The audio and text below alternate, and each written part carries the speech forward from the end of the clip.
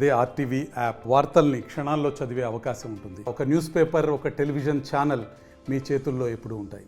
Indian medical association భారతీయ వైద్య సంఘం భారతదేశంలో ఆధునిక వైద్యం అందించేటువంటి వైద్యులకి ప్రాతినిధ్యం వహిస్తున్నటువంటి ఏకైక సంఘం.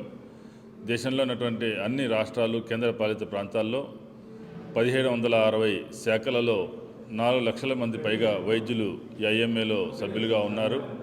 మన రాష్ట్రంలో 100 శాఖల్లో 20,000 మంది పైగా ఐఎంఏ సభ్యులు ఉన్నారు. ఐఎంఏ అంటే ఒక ప్రైవేటు వైద్యుల సంఘం అనేటువంటి అపోహ చాలా మందిలో ఉంది. కానీ ఐఎంఏ వైద్యులు అటు ప్రభుత్వ రంగంలో, ప్రైవేట్ రంగంలో, ప్రైవేటు వైద్య కళాశాలలో పనిచేస్తున్నటువంటి వారు ఐఎంఏలో సభ్యులుగా ఉన్నారు. జోన్ 3 రాయలసీమ, నెల్లూరు జిల్లాల్లో ఉన్నటువంటి శాఖల అధ్యక్ష కార్యదర్శులకి వర్క్షాప్ కార్యశాల నిర్వహిస్తున్నాము.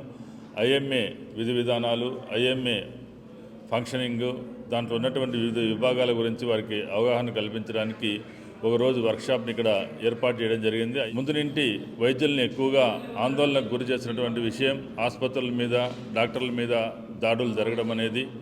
కేంద్ర స్థాయిలో వైద్యుల రక్షణ చట్టాన్ని తీసుకురావాలని చెప్పేసి అనేక సంవత్సరాలుగా కేంద్ర ప్రభుత్వాన్ని కోరుతున్నాము. ఒక సమయంలో కేంద్ర ఆరోగ్య శాఖ ముసాయిదా చట్టాన్ని రూపొందించినప్పటికీ హోంశాఖ, అదేవిధంగా న్యాయశాఖ దాన్ని అడ్డుకోవడం జరిగింది. కోవిడ్ సమయంలో కూడా మరొకసారి ఈ సందర్భంగా గుర్తు చేస్తున్నాము, దాదాపు 2,000 మంది వైద్యులు కోవిడ్ సమయంలో కోవిడ్ వైద్యాన్ని అందిస్తూ అమరవీరులయ్యారు. మన రాష్ట్రంలో కూడా దాదాపు 120 మంది వైద్యులు కోవిడ్ సమయంలో తమ ప్రాణాలు కోల్పోయారు. కోవిడ్ సమయంలో వైద్యం అందించే సమయంలో కూడా వైద్యుల మీద, ఆసుపత్రుల మీద దేశంలో అక్కడక్కడ దాడులు జరిగాయి. ఈ విషయం వైద్యులందరినీ కలిసివేసింది. మన రాష్ట్రంలో తీసుకుంటే కేంద్ర ప్రభుత్వాన్ని అందుకే వెంటనే కేంద్ర స్థాయిలో ఒక వైద్యుల, ఆసుపత్రుల రక్షణ చట్టాన్ని తీసుకురావాలని ప్రత్యేకంగా మరొకసారి మేము కేంద్ర ప్రభుత్వాన్ని డిమాండ్ చేస్తున్నాం. 2008లో రాజశేఖర రెడ్డి గారు చేసినటువంటి చట్టాన్ని సవరించి 2 సంవత్సరాల నుండి నేరం రుజువైతే అత్యధికంగా 7 సంవత్సరాల పైగా కారాగార శిక్ష విధించే అవకాశాన్ని పొందుపరుస్తూ చట్టాన్ని సవరించాలని రాష్ట్ర ప్రభుత్వాన్ని కోరుతున్నాం. సుప్రీంకోర్టు తీర్పుల ప్రకారం ఏదైనా రోగి చనిపోయినప్పుడు వైద్యులు నిర్లక్ష్యంగా ప్రవహించారని చెప్పినప్పుడు 3 సభ్యుల యొక్క నిపుణుల యొక్క కమిటీ ఏర్పడాలి. దాంట్లో ప్రాథమిక సాక్ష్యాధారాలు ఉన్నాయని తెలిసినప్పుడు మాత్రమే కేసులు నమోదు చేయాలి. ఆ తర్వాత కోర్టులో అది రుజువైతే వారికి చట్ట ప్రకారం వైద్యుల మీద శిక్షని అమలు చేస్తారు కోర్టు. గత సంవత్సరం నవంబర్ 8వ తేదీ రాష్ట్ర ముఖ్యమంత్రి వైఎస్ జగన్మోహన్ రెడ్డి గారిని ఇండియన్ మెడికల్ అసోసియేషన్ ముఖ్యమంత్రి కార్యాలయంలో మేము కలవడం జరిగింది. ఆసుపత్రుల రిజిస్ట్రేషన్ విషయంలో కూడా ఏకగవాక్ష విధానాన్ని అవకాశం ఉంటే అమలు చేయాలని చెప్పేసి కూడా వారు సూచించడం జరిగింది. మామూలుగా సాధారణ పరిస్థితుల్లో ఈ ఆరోగ్యశ్రీ కింద చేసినటువంటి బిల్లులు దాని ప్రాసెస్ అంతా పూర్తి కావడానికి 3 నెలల కాలం పడుతుంది. కానీ 3 నెలలకు పైగా కూడా పెండింగ్ ఉన్నాయి అనేక చోట్ల ఆసుపత్రుల్లో. అందువల్ల ఈ ప్రైవేట్ నెట్వర్క్ ఆసుపత్రులు కూడా ఆర్థికంగా అనేక రకాలైనటువంటి ఇబ్బందులు పడుతున్నారు. వాళ్ళు కూడా మా ఐఎంఏ సభ్యులు ఉన్నారు. వాళ్ళకి ప్రత్యేకంగా సంఘం ఉంది, నెట్వర్క్ హాస్పిటల్ సంఘము. అయితే మా ఐఎంఏ సభ్యులు కూడా ఉన్నారు. వాళ్ళు ప్రభుత్వం వాళ్ళ ఆసుపత్రుల్ని ఆరోగ్య సేవలు నిలిపివేయకుండా కొనసాగించడం కోసం బ్యాంకుల నుండి రుణాలు కూడా తీసుకొని రన్ చేయాల్సినటువంటి పరిస్థితి కూడా కొన్ని ఆసుపత్రుల్లో ఉంది.